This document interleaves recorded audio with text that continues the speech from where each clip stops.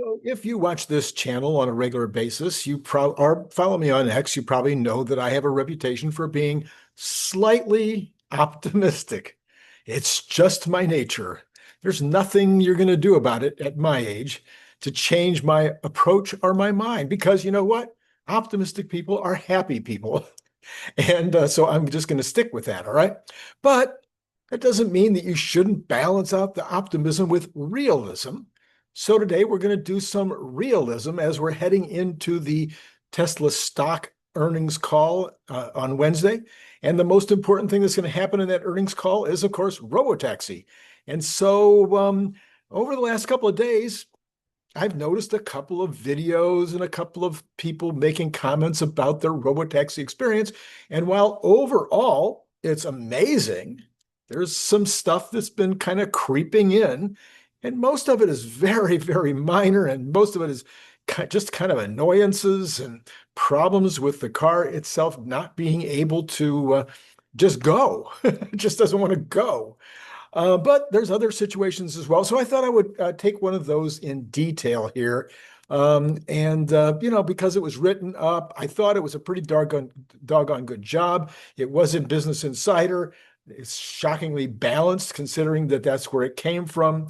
The writer here's name is Lloyd Lee, and this is his explanation. By the way, I will be jumping in from time to time with commentary, not shockingly. He says, I took 5 trips that my writer can, by the way, this is not the only thing I'm doing today. This is the regular Saturday afternoon news. So we will also have additional news coming up later and some financial information that I think you're going to find extremely valuable. So it's not just about nitpicking some of the details of the Robotaxi experience. All right. He says, I took 5 trips with my rider companion. I guess he didn't have an invitation. And I found them to be mostly smooth, but there were some bumps. We encountered 3 issues, including 1 out of 5 rides. Okay, that's 3 issues out of 5 rides, including one where the Robotaxi began to drive the wrong way onto an empty one-way street that clearly was marked with a do not enter sign. Since the end of June, I've never done that. Have you ever done that? Yeah, I've done it more than a few times. Since the end of June, maybe way more than a few times. Since the end of June, Tesla has been testing Robotaxi, the company's autonomous ride-hailing service, in and around Austin. The service is still in its early stages. A limited number of autonomous Model Ys are out there. We know that. Small group of people, including Vu Kong, it says, an Austin resident who manages a dental group and invests in Tesla on the side. Kong seemed to be one of the few Robotaxi invitees who aren't Tesla or EV influencers with a large social media presence. He told me he got access about a week after the launch by signing up on the company website. So that's how you do it if you happen to live down in Austin or work down in Austin. I was pretty impressed, he said, about how consistent the rides were. After 7 trips, he took 7 trips. They were all pretty smooth, and I felt safe in all of them. He says, by the 3rd ride, I just forgot I was in an autonomous car. I was doing meetings in the car, taking phone calls, doing Zoom calls. I took 2 half-hour rides and 3 shorter rides, according to Kong. Pickup times weren't always consistent, and the app had a few glitchy moments. In downtown Austin, Tesla will be going up against pickup times of less than 10 minutes, and relatively low prices from Uber, which manages Alphabet's Waymo fleet. Yeah, yes, well, I'm sure Tesla will eventually be at least at those numbers. And yes, okay, a spokesman for Tesla and a few employees over Tesla's Robotaxi team all reached out but did not respond to a request for comment. Here's what Mr. Lee saw. He said, first, it feels great. The new Tesla Model Y feels great, he says. I always appreciate how spacious Teslas are. He says the glass roof allows you all that light when you enter the cabin. He says the seats are comfortable enough, but I wondered why Tesla would go with bright white seats for cars that will presumably be taking on a lot of passengers. The seats are synthetic leather, so maybe they'll be easy to maintain. Yeah, well, we know they're super easy to maintain.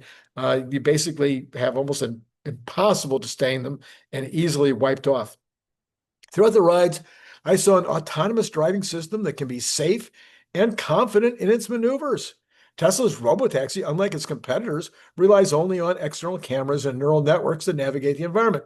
Our car maintained a safe distance with a cyclist, recognized construction zones that are rampant in Austin, and could judge when to make turns when there was oncoming traffic. All good stuff.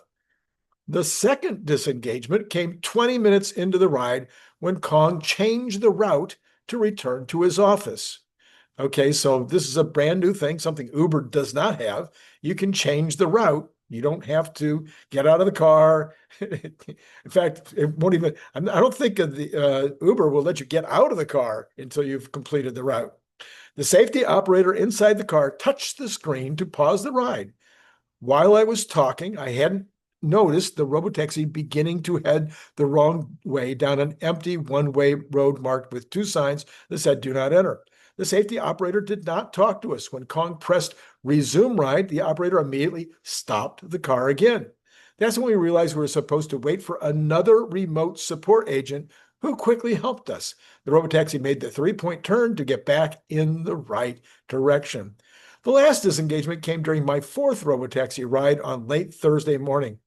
𝐒𝐿 and I wanted to go to the very tip of the phallic-shaped service area that Tesla unveiled early this week. The Robotaxi app allowed us to put in a destination that was just outside the service area, a Summer Moon coffee location in North Austin.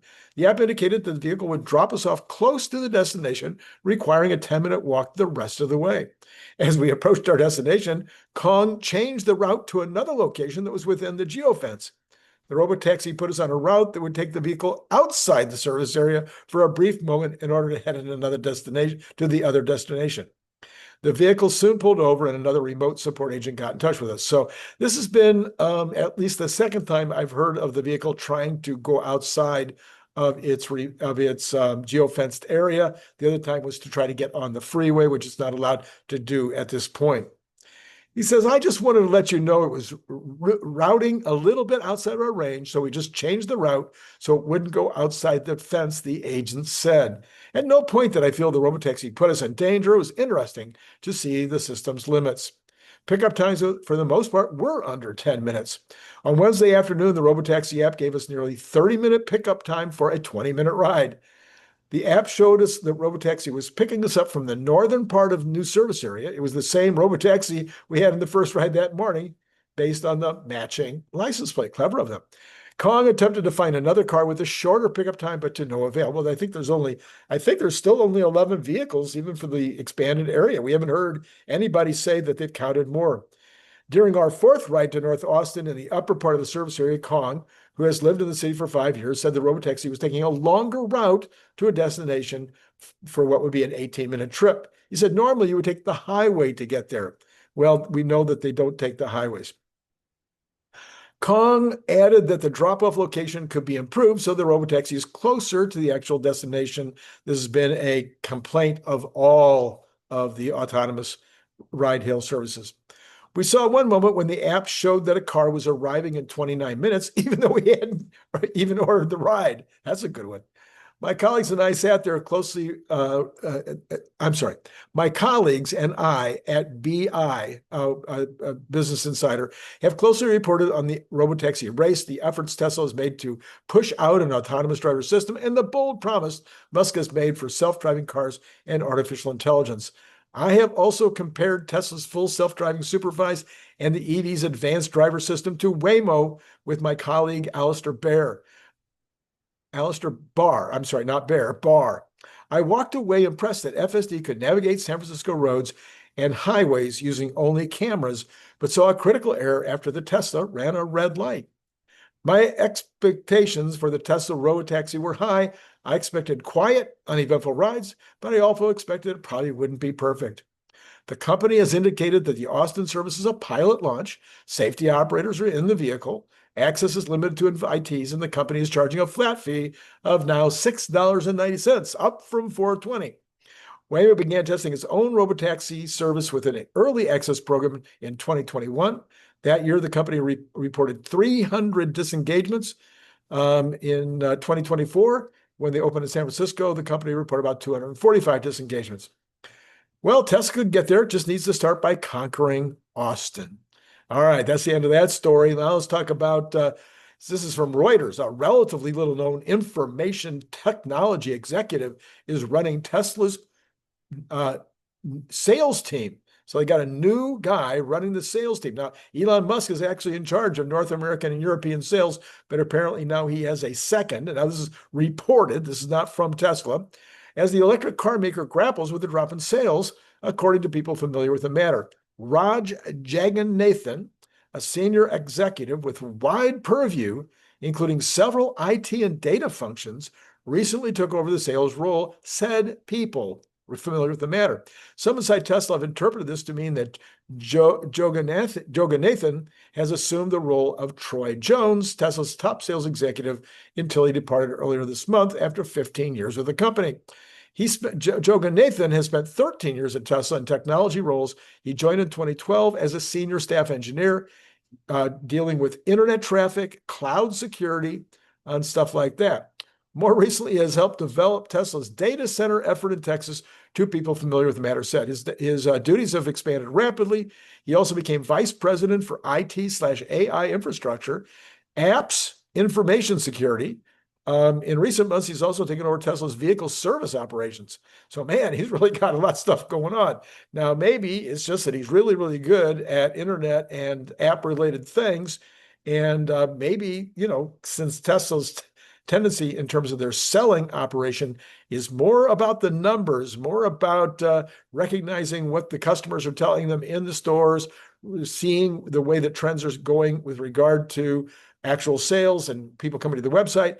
Since all of that seems to be how they're managing their sales department, that may be, obviously what he's good at. Elon Musk has confirmed a few new features that will be present at the Tesla Diner. Oh, this is a new article. I'm very sorry. I did that once yesterday too. I need to start putting my little X's in that I use for defining the new story. Elon Musk has confirmed a few new features that will be present at the Tesla Diner Supercharger in Los Angeles. He confirmed that these new details, he recently actually ate at the Supercharger Diner. This is, by the way, from Tesla Roddy. We also recently confirmed a few menu items as the soft lunch has already occurred. The soft launch has already occurred. Well, that's lunch. That's what you'd expect at a restaurant. A public launch date appears to be within reach. The new, maybe even that'll be announced next week at the earnings call. The new features were revealed by Tesla Joy on X. She also apparently got to eat there. We share the details and must confirm that these are in fact features at the diner. The diner is not exclusive to Tesla owners, but these two features do require a Tesla for compatibility purposes. You can order food from your car. As you pull into the Supercharger Diner, you can order any food item you want, including burgers, wings, fries, shakes, cookies, and more, directly from your vehicle. A prompt will likely appear that will open a menu to the Supercharger Diner, allowing you to order food. An employee will actually bring the food out if that is assuming that Tesla decides to continue with the true and traditional 50s diner theme. We get it. It's not a groundbreaking feature, but it's still cool, convenient, and another advantage to visiting the diner as a Tesla owner. Movie screen audio will sync to your Tesla. There are two massive movie screens that will play various entertainment options during your visit. So far, people have seen movie clips and even SpaceX launch highlights playing as I guess drones are flying around there trying to figure out what's showing on the screens. So instead of having to roll down your window to hear the content on the screen, put one of those little things in your car, the audio will sync with your car, play directly into your vehicle through the stereo. Although the stalls are not yet active, there is a bunch of stalls, as we talked about with Brian a couple of days ago. Maybe that was just yesterday. Tesla has not yet confirmed a date of the Supercharger's opening, but maybe we'll hear about that Wednesday. All right, this from Muskonomy. Tesla's Robotaxis have been spotted across Austin the past few days, testing way beyond, in fact, the current geofence. The next expansion will probably go citywide and even into the burbs. Tesla owners may soon be asked to approve their cars into the Robotaxi network. Another team is already prepping for it. They're now going like 20 miles south. They're being spotted all over the place. This, by the way, is Randy Kirk, who, along with Brian Wong, is writing a new book. You might have heard about this. We have 8 additional authors already signed up. If you watch this channel, you're very familiar with who those folks are, and they will all be making contributions in their areas of expertise. I'm expecting this AI book to be awesome. Why AI? Because Tesla's now an AI company. So you don't need to just know about cars now. You don't need just to know about how Tesla cars and energy work. No, now you need to be an expert on AI. So we're going to help you get there. If you would like to be a pre-reader, you'd like to read it ahead of time before it's published, it does require that you also be willing to tell us what you like and don't like, and give us some feedback. It also requires that you end up buying a book right after release and doing a review like on Amazon or something like that. Those are the 3 things we're asking. If that sounds interesting to you, just send me an email. My email's down below. You can find it in the description right down below. Or if you're watching this on X, yeah, okay, I'll just say it. It's Randy Kirk 77 at Gmail. Simple. Randy Kirk 77 at Gmail. Send me an email and we'll sign you up to be a pre-reader. All right, this is from the economic side of thing. Investors over the past few weeks have countenanced a barrage of tariff threats. I mean, every other day it's a new tariff threat. We're going to raise the tariff on this or this country or this product. Some of them are real, like aluminum, the 50% for aluminum, etc. So we've heard a bunch of that kind of stuff going on. But almost none of these headlines have had any impact on the markets.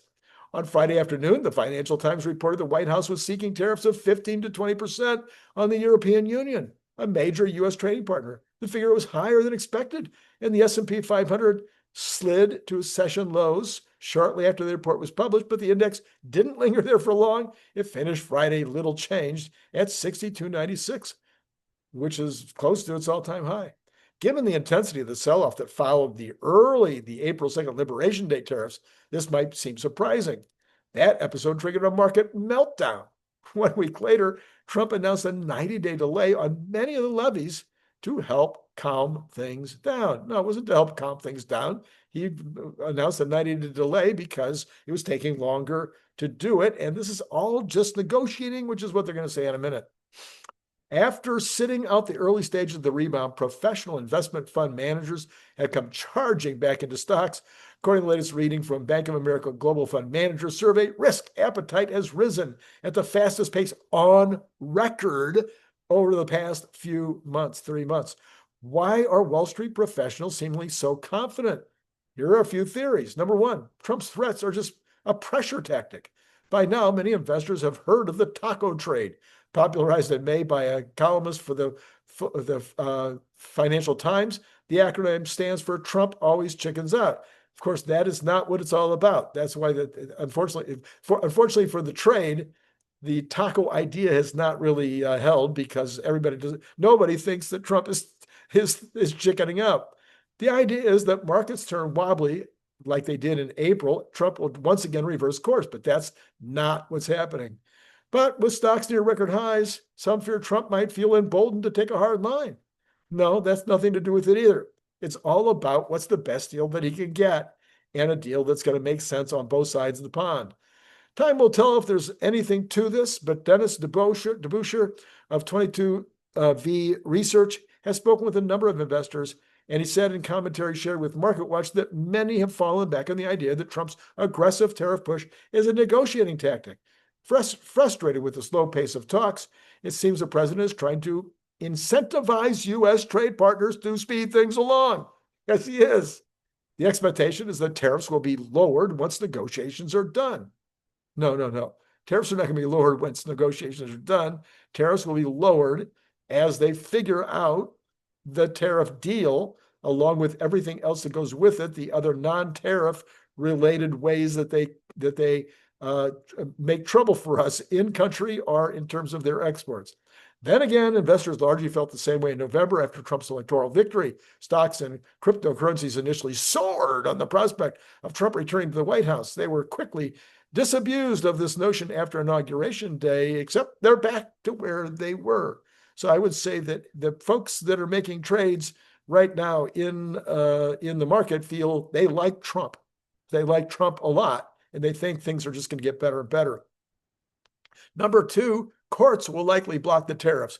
Well, so far, no cigar. If I think if the courts were going to be blocking the tariffs, we'd have heard about it. Back in May, two federal courts ruled that Trump had no authority to levy his Liberation Day tariffs. The administration challenged these rulings, and an appeals court quickly issued an injunction that allowed the levies to remain in place. This is not going to be. This is nothing burger. Now maybe there's people in the investment community who think that something might happen, but no, Supreme Court is going to side with